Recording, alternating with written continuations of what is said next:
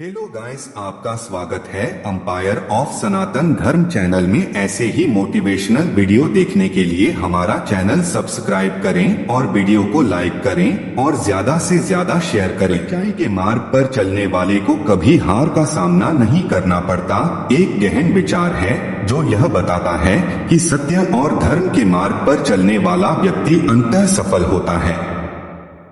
श्री कृष्ण के उपदेशों के अनुसार सत्य का मार्ग कठिन हो सकता है, लेकिन यह हमेशा सही मार्ग होता है। इसमें अस्थायी बाधाएं आ सकती हैं, लेकिन लंबे समय में सच्चाई और ईमानदारी ही विजयी होती है। इस विचार का संदेश है कि भले ही सत्य का पालन करना मुश्किल हो, यह अंततः आंतरिक शांति और स्थायी सफलता की ओर ले जाता है। सत्य पर अड़िग रहकर हम हर कठिनाई और चुनौती का सामना कर सकते हैं, क्योंकि सत्य का मार्ग नैतिकता और आत्मविश्वास से भरा होता है। यही संदेश हमें यह सिखाता है कि जीवन में किसी भी कीमत पर सत्य का साथ नहीं छोड़ना चाहिए।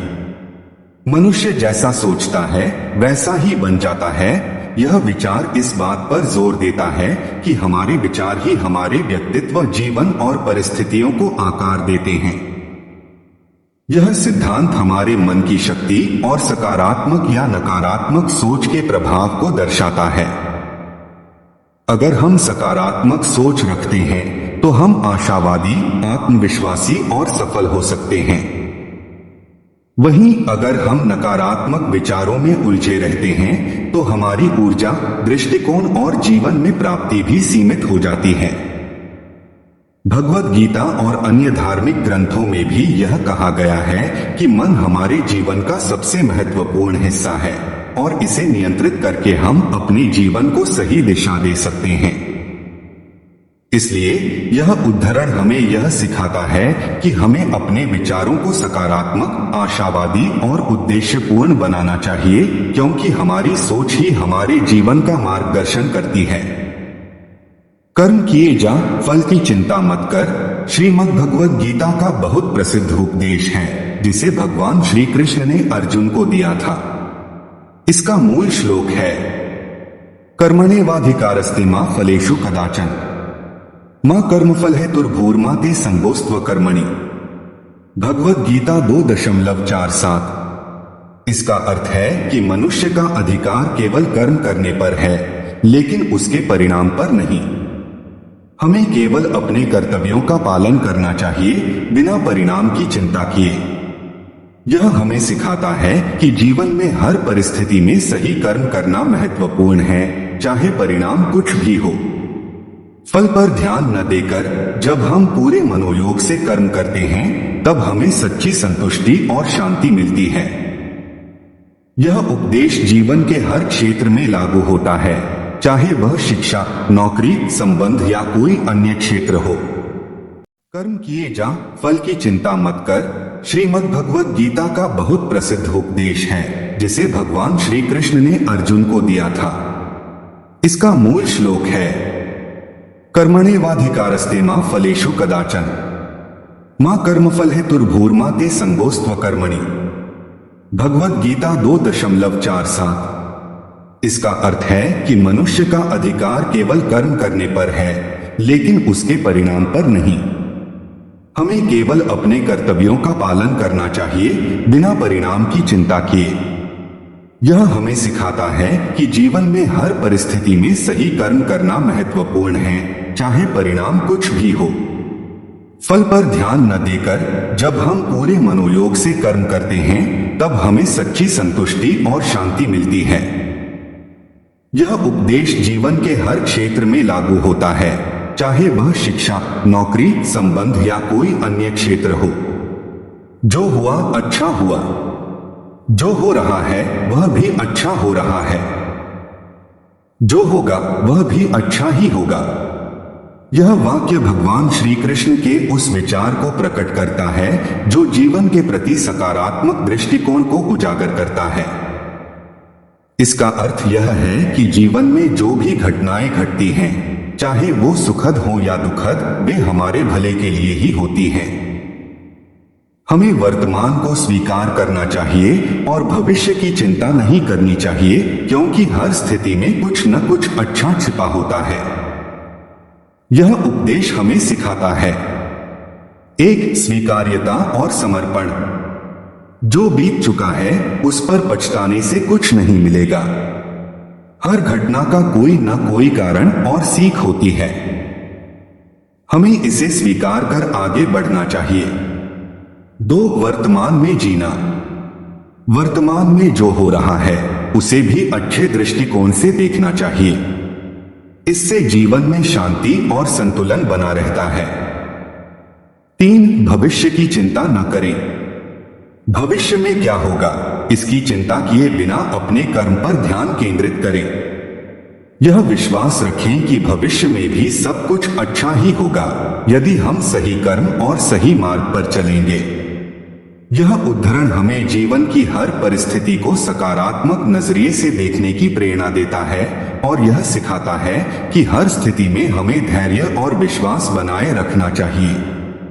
सर्वधर्मान् परित्यज्य मामेकं शरणं व्रज श्रीमद् भगवद गीता के 18वें अध्याय श्लोक 66 का एक प्रसिद्ध उपदेश है, जिसमें भगवान श्री कृष्ण ने अर्जुन को अंतिम मार्गदर्शन दिया।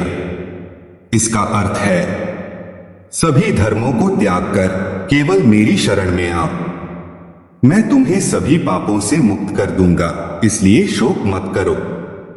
यहाँ धर्म से तात्पर्य बाहरी धार्मिक कर्तव्यों या सामाजिक नियमों से है, जिन्हें व्यक्ति अपने जीवन में निभाता है।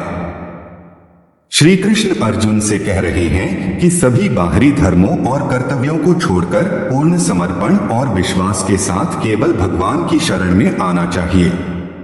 इस श्लोक का मर्म यह है कि जब व्यक्ति सभी सांसारिक बंधनों और अपने व्यक्तिगत स्वार्थों से ऊपर उठकर भगवान के प्रति समर्पित हो जाता है तो वह मोक्ष की ओर अग्रसर होता है। श्री कृष्ण यह भी आश्वासन देते हैं कि यदि व्यक्ति पूरी तरह से उनकी शरण में आता है तो वे उसे सभी प्रकार की चिंताओं, पापों और बंधनों से मुक्त कर देंगे। यह उपदेश मानव जीवन के अंतिम लक्ष्य यानी मोक्ष की प्राप्ति के मार्ग को स्पष्ट करता है और यह सिखाता है कि सच्ची भक्ति और समर्पण ही जीवन की सबसे महत्वपूर्ण साधना है। उद्धरेदात्मनात्मानमात्मानमवसाद्येत, यह उद्धरण श्रीमद् भगवद गीता के 6.5 में है। इसका अर्थ है, व्यक्ति को स्वयं को उठाना चाहिए, उसे गिराना नहीं चाहिए। यह श्लोक आत्मनियंत्रण, आत्मसंवर्धन और आत्मसमर्थन के महत्व को दर्शाता है। इसके मुख्य बिंदु निम्नलिखित हैं। 1. स्वयं को पहचानें। हमें अपने भीतर की शक्ति और क्षमताओं को पहचानना चाहिए। अपने विचारों और कार्यों पर नियंत्रण रखने से हम अपने लक्ष्यों की ओर बढ़ सकते हैं। 2. नकारात्मकता से बचें। आत्मनियंत्रण के माध्यम से हमें नकारात्मकता, आत्मशंका और निराशा से दूर रहना चाहिए। हमें अपनी गलतियों और असफलताओं के लिए स्वयं को दोषी नहीं ठहराना चाहिए। 3. प्रेरणा का स्रोत। इस श्लोक का संदेश है कि हम अपने सबसे बड़े प्रेरक हैं। जब हम अपने आत्मा को प्रोत्साहित करते हैं और सकारात्मक दृष्टिकोण अपनाते हैं तब हम अपने जीवन में उत्कृष्टता प्राप्त कर सकते हैं। 4. समर्पण और परिश्रम। आत्मसंवर्धन के लिए समर्पण और मेहनत आवश्यक है। जीवन की चुनौतियों को स्वीकार करके और उनके साथ आगे बढ़कर ही हम अपने लक्ष्यों को प्राप्त कर सकते हैं। इस प्रकार यह उद्धरण हमें अपने भीतर की शक्ति को पहचानने, उसे विकसित करने और आत्मविश्वास के साथ आगे बढ़ने की प्रेरणा देता है। जीवन में कठिनाइयों के बावजूद आत्मसमर्पण और सकारात्मकता बनाए रखते हुए हम अपने लक्ष्यों की ओर अग्रसर रह सकते हैं। 1. संकट और ईश्वर का सहारा। यह विचार दर्शाता है कि जब जीवन में चुनौतियां और संकट आते हैं तो हमारे ऊपर उनका प्रभाव भी गहरा होता है, लेकिन इसी के साथ ईश्वर की सहायता भी उतनी ही बड़ी और महत्वपूर्ण होती है। यह विश्वास हमें उस संकट का सामना करने की शक्ति प्रदान करता है। दो, आस्था का महत्व। जब हम संकट में होते हैं तो हमें विश्वास और आस्था की आवश्यकता होती है। भगवान में विश्वास रखना हमें सहारा देता है और हमें याद दिलाता है कि कोई भी समस्या स्थायी नहीं होती। 3, सकारात्मक दृष्टिकोण। संकट के समय में अगर हम भगवान की सहायता पर ध्यान केंद्रित करते हैं तो हमारी सोच सकारात्मक रहती है। इससे हम चुनौती का सामना करने के लिए बेहतर मानसिक स्थिति में होते हैं। 4, धैर्य और साहस। यह उद्धरण हमें धैर्य रखने और साहस से भरे रहने की प्रेरणा देता है।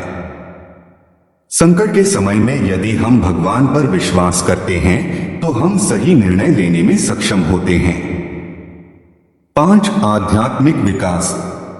जब हम बड़े संकटों का सामना करते हैं और भगवान में विश्वास रखते हैं तो यह हमें आध्यात्मिक रूप से मजबूत बनाता है। यह अनुभव हमें जीवन के गहरे अर्थ को समझने में मदद करता है। निष्कर्ष, इस उद्धरण के माध्यम से हम सीखते हैं कि जीवन में चाहे कितनी भी कठिनाइयां आएं, अगर हम भगवान में विश्वास रखते हैं तो उनकी सहायता और सहारा हमेशा हमारे साथ रहता है। यह हमें संकटों से निपटने की शक्ति देता है और हमें आगे बढ़ने की प्रेरणा देता है। सच्चा मित्र वही है जो कठिनाइयों में साथ दे। यह उद्धरण मित्रता के असली अर्थ और मूल्य को दर्शाता है। एम्पायर ऑफ सनातन धर्म चैनल में ऐसे ही मोटिवेशनल वीडियो देखने के लिए हमारा चैनल सब्सक्राइब करें और वीडियो को लाइक करें और ज्यादा से ज्यादा शेयर करें।